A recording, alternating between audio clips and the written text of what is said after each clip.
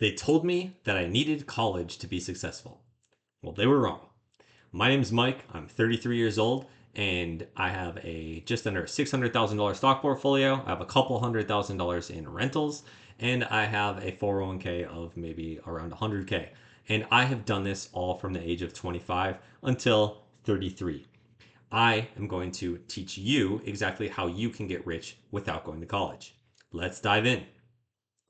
So, college has a lot of opportunity costs, and this obviously is hidden costs that many of you don't think about when you consider going to college.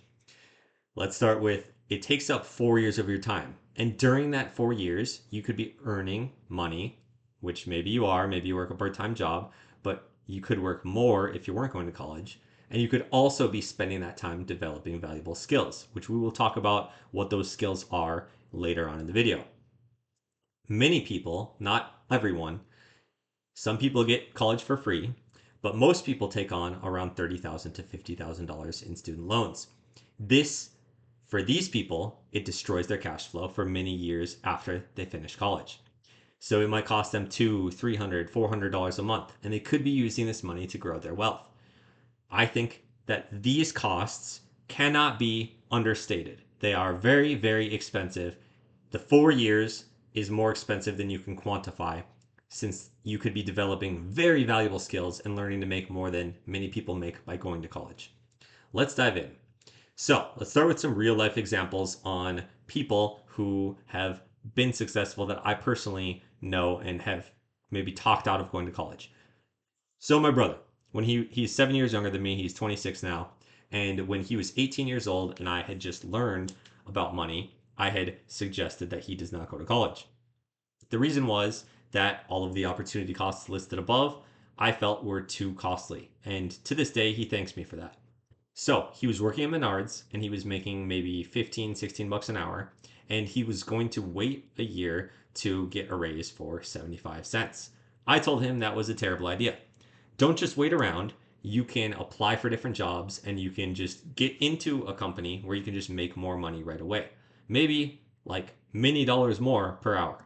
So he applied for Bobcat. He got in, and I don't remember his initial position when he started, but he jumped right up to 20 bucks an hour.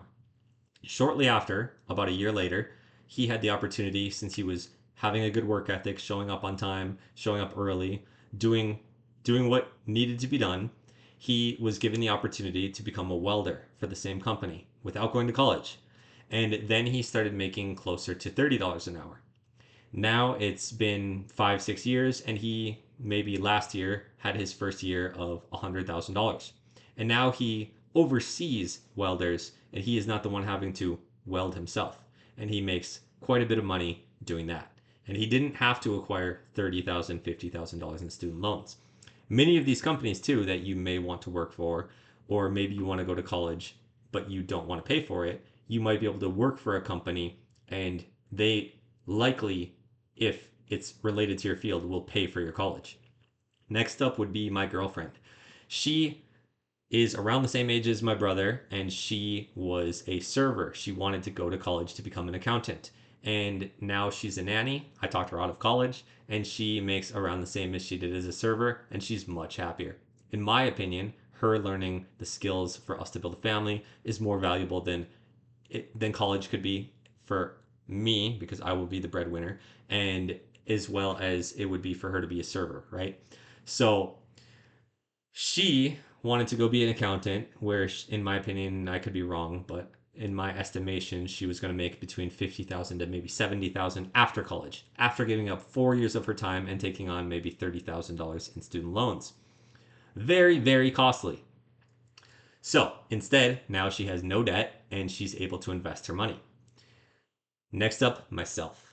So I went to college and I wish I didn't. I went for computer science and I never used my degree. After college, I moved out to Florida, and I'm from the Midwest, and I found that everyone wanted an internship. Now, I then just chose to get into sales. Very happy I did this, except I wish I had never gone to college in the first place. I now make more than most people that I know, and it's my first year making well over $100,000, and I do so in sales. And I wish that I didn't spend 4 years of my time where I could have been earning much more. I was earning, but I was only working part time when I could have been working full time and developing, sharpening my sales skills. And I could have been developing other skills. I could have been developing business skills. I wouldn't have taken on $30,000 in student loans, destroying my cash flow for many years. So, what can we do instead? First off, what you can buy, let's define two things: assets and liabilities. Assets are things that put money in your pocket and or give you cash flow. So, growth, they go up in value and or they give you cash flow. Liabilities would be things that take money out of your pocket and or go down in value. Let's talk about what each of these are. So, stocks, real estate, and businesses would be examples of assets. You could even say Bitcoin is an asset, though it is not as proven as these others as it hasn't been around for as long. Liabilities would be anything that takes money out of your pocket and or goes down in value. In my opinion, going to college, if you have student loans, is a liability. And you could also say cars are liabilities unless it's for your business. Jet skis, diamond rings, going on vacation. I mean, of course, live your life, right? You shouldn't be a hermit and you shouldn't be doing nothing. You should have some fun, but first, you should stack your asset column. So, how do we buy these things? Well, we need income, right? Let's talk about some ways we can earn more income without college. You could start a business. You could develop sales skills and get into sales. Some scale sales jobs have just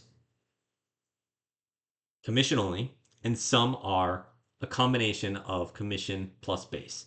I typically have preferred commission plus base, though if you're a killer, you can make it in commission only, but sometimes it takes a little while to get started. Marketing works very well with sales, and the two together are very important if you want to own your own business. They're probably the most important skills of owning your own business. In addition, a lot of people can find success at a very low or no cost in the trades. Like my brother, you could put flooring in houses. I know some guys who do that. You could paint. There's so many things that you can do in trades that don't really cost the opportunity cost of what it takes to go to college, but and you can turn those into your own business oftentimes, where then you develop these skills plus management and you can turn it into a very, very successful business. Now, I have pulled out some books. These are the highest ROI books that I could quickly find in my bookshelf. I do have a bunch of other books, and I have a huge bookshelf in there in my closet. But here is, let's start with Rich Dad Poor Dad. If you haven't read this, this would be the first book that I recommend any of you read. Essentially, I summarized the main points, which would be assets and liabilities. Next up, this isn't going to be in order, by the way. I have the one thing. So, the one thing talks about how you can focus all of your attention on one thing rather than if you were to focus it on many different things, you would have much less ability to put in energy and time into each of those things. Imagine if you focus all of your energy and go all in on your business, you're going to be able to give it so much more effort and attention than if you are working on your business. But then you start this other business, and then you're also having to go like mow the lawn and like do all these chores and go shopping and do all this other stuff, right? So another book, I'm going to go out of order here now because it's kind of related to that. Of course, you have to do the things I just mentioned, but Buy Back Your Time by Dan Martell. Many of the things I just mentioned, you can pay other people to do. And yes, it costs money, but you can free up your time to spend your time on the highest ROI activities, the things that make you the most money. It doesn't make you money to mow your own lawn. It doesn't make you money to go shopping. I'm not saying use Instacart and things like that. I go shopping, right? So I need to apply some of the things I learned from Buy Back Your Time, and I'm finding that that's the book I'm currently reading. I'm finding it very valuable, and I do have a neighbor kid who he mows my lawn for $30, and great trade. I get my time back, and he mows my lawn. Ready, Fire, Aim. If you want to start your own business, this would be, in my opinion, probably the number one business book. You learn some things to avoid, and you learn some common mistakes, and you learn a lot of ways to grow faster and to grow from a small business to a large business. Another one of my absolute favorites would be The Compound Effect by Darren Hardy. The Compound Effect talks about how everything compounds. All of these skills compound. Money, when you invest it, can compound. Compound interest, right? So, as far as skills, think of it like this: you develop a skill, the earlier you develop that skill and sharpen it, you get to keep that skill with you for the rest of your life. So, if you develop skills in your 20s, you get to get better at them and just dial them in for the rest of your life and get to compound how much you make with them. My favorite book, possibly of all time, is Influence by Robert Cialdini. And he talks about the six different principles of persuasion. And this is very valuable if you're in sales or marketing. So if I can remember them all, I'll try to breeze through them: reciprocity, scarcity, authority, commitment, unity, and I'm probably missing one. But anyway, there are six of them, and I highly recommend this book. It has absolutely changed my life being in sales. 10X Rule by Grant Cardone. When you set goals, set them way bigger than you think you can achieve, and then find a way, work backwards, put your goal, then work backwards on how you want to achieve your goal, and come up with a plan. And even if you don't hit your goal, you're much more likely to overshoot what maybe your initial goal would have been and come out way ahead. And to be honest, many of us set goals too small. Many of us, Bill Gates says something like, most people overestimate what they can do in 1 year and underestimate what they can do in 10 years. And this is very true. You can change the world in 10 years.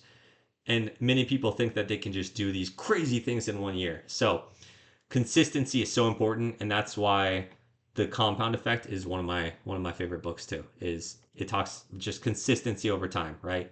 So let's talk about high ROI activities. And if you're consistent with these, you'll have more energy, you'll make more money, and you'll just feel better. Exercise, top of the list. Go to the gym, lift weights, especially as you get older. This is very important. Find a sport that you like. I like jujitsu, but I listed out many other sports, and there's a bunch that aren't on this list. You spend time with other people. It's good to stay fit, and it's a good way to stay fit outside of the gym. And you get more steps in, right? Walking is also on this list. So, 8 to 9 hours of sleep every night. Many of you might think that you can get by with 6, but you're going to run at like 75% capacity all of the time. If you get 8 to 9 hours, you will just be sharper, I promise. Give it a try for like a month, and you will see that you feel much better. Walking is the easiest way as you get older to keep extra weight off and to just stay in generally good shape. Mobility and stretching. I'm 33 now, and I wish that I had done more stretching when I was younger. It makes me feel so much better. Journaling. I used to think this was silly, but now I am so happy that I started doing this at 25 years old when I read Rich Dad Poor Dad. I get to go back and I get to see where I was at that time. I see the goals that I had and how I just crushed them.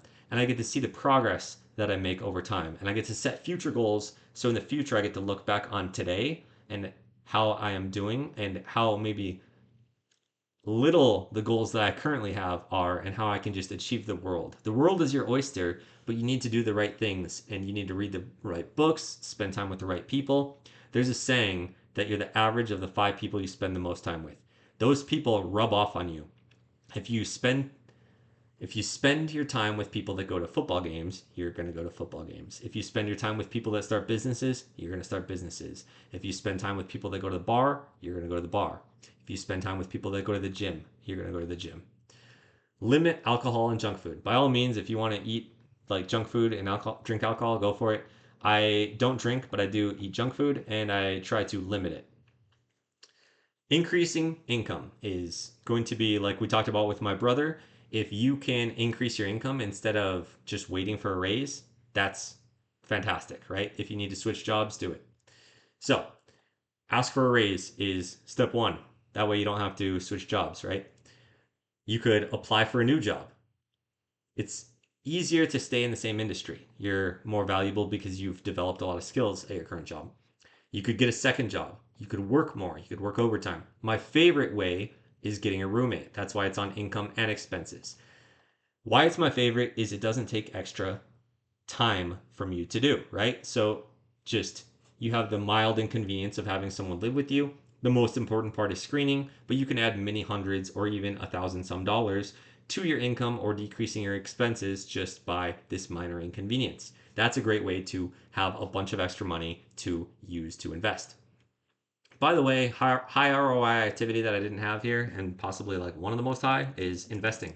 Learning the skill of making your money grow for you is so powerful.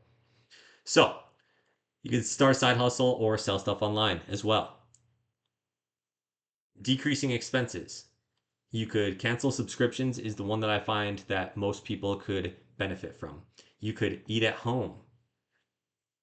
Going out to eat less and canceling subscriptions, you're probably going to be able to save much, much money.